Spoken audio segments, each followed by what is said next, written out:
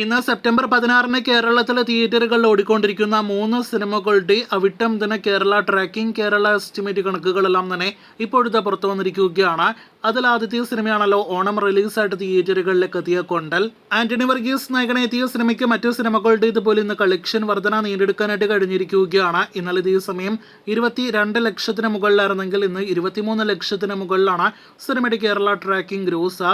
ഇന്നും 50 ലക്ഷത്തിന് മുകളിൽ കേരള ഗ്രോസ് ഉറപ്പാക്കിയ സിനിമ ആദ്യ 4 ദിവസങ്ങൾ കൊണ്ട് ഓണം റിലീസായിട്ട് എത്തിയ സിനിമകളിൽ 2 കോടി കളക്ഷൻ കിടക്കുന്ന മൂന്നാമത്തെ സിനിമയായിട്ട് മാറുകയാണ്. കൊണ്ടൽ ബോക്സ് ഓഫീസിൽ ഡീസന്റ് തുടക്കം തന്നെ നേടിയെടുത്തിരിക്കുകയാണ്.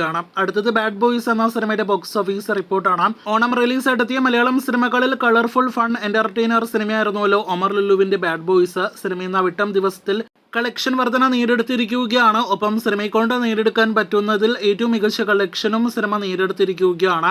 ഇന്നലെ ഇതേ സമയം 14 ലക്ഷത്തിന് മുകളിലാണെങ്കിൽ ഇന്ന് 16 ലക്ഷത്തിന് മുകളിലാണ് സിനിമയുടെ കേരള ട്രാക്കിംഗ് ഗ്രോസ്.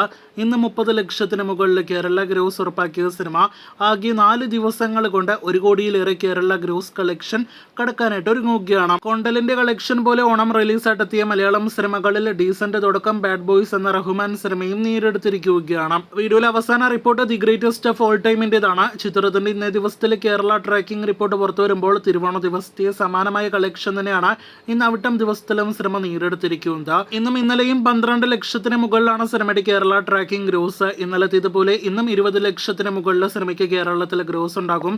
13 കോടി 50 ലക്ഷം റേഞ്ചില സിനിമയുടെ ആകെ 12 ദിവസത്തെ കേരള ഗ്രോസ് കളക്ഷൻ വന്നിരിക്കുകയാണ്. അതേസമയം വേൾഡ് വൈഡ് ഗ്രോസ് 400 കോടി പിന്നിട്ടിരിക്കുകയാണ്. 405 കോടിയിലേക്ക് 12 ദിവസത്തെ വേൾഡ് വൈഡ് കളക്ഷൻ എടുക്കുന്നു. ഇതിനിടയിൽ സിനിമ 400 കോടി വേൾഡ് വൈഡ് ഗ്രോസ് കളക്ഷൻ പിന്നിട്ടതോടെ തിയേറ്ററുകളിലെ വേൾഡ് വൈഡ് സ്റ്റാറ്റസ് വിജയമായി മാറിയിരിക്കുകയാണ്. കേരളത്തിലെ ഡിസാസ്റ്ററായി മാറിയ സിനിമ വേൾഡ് വൈഡ് സ്റ്റാറ്റസിൽ വിജയിക്കുന്നത് തിയേറ്റർ റൈറ്റ്സ് വെച്ചിട്ടാണ് എന്ന് പ്രത്യേകം അറിയിച്ചുകൊള്ളട്ടെ. കാത്തിരിക്കൂ ഗോട്ടിന്റെ കൂടുതൽ ബോക്സ് ഓഫീസ് റിപ്പോർട്ടുകൾക്ക്.